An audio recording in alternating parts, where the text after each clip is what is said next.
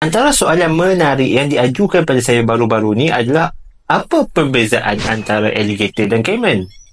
Hai, saya Acap.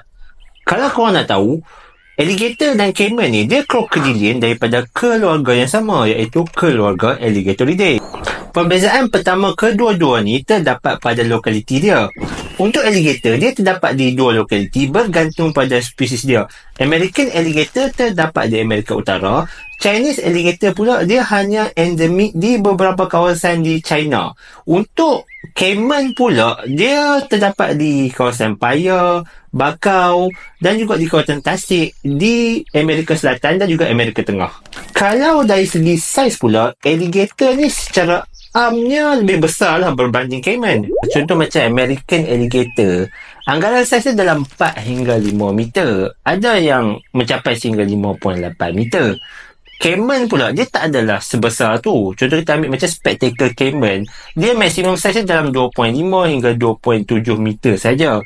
Tapi antara semua caiman tu, ada satu spesies caiman ni, dia memang caiman yang, spesies caiman yang terbesar lah, iaitu black caiman. Dia boleh mencapai sehingga 5 meter.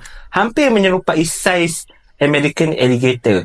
Tapi itu special untuk black caiman saja. Caiman lain tak ada sebesar macam tu. Selain tu, perbezaan ni juga boleh nampak pada bentuk muncung dan juga kepala dia. Untuk alligator, bentuk kepala dia berbentuk U yang lebar, wide U. Manakala untuk caiman ni pula, kepala dia masih lagi berbentuk U, tapi dia berbentuk U yang pointy and narrow. Maksudnya dia lebih tajam, dia lebih panjang ke depan dan juga dia lebih runcing berbanding saudara dia tadi. Lagi satu perbezaan kita boleh tengok pada tengkorak dia, iaitu pada kewujudan bony septum. Bony septum ni kalau kita tengok dekat kita punya tengkorak, dia ada nasal cavity. Yang membahagikan, yang menjadi pembahagi pada nasal cavity ni, ada satu struktur yang kita panggil sebagai nasal septum ataupun bony septum.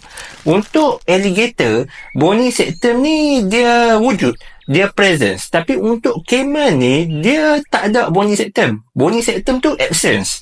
Itu adalah perbezaan antara alligator dan caiman. Tu cuma beberapa perbezaan lah. Ada banyak lagi perbezaan. Cuma saya boleh listkan buat masa ni beberapa saja perbezaan untuk you guys ambil tahu, untuk you guys enjoy dan untuk tambah sikit ilmu pengetahuan korang tentang perkara-perkara macam ni.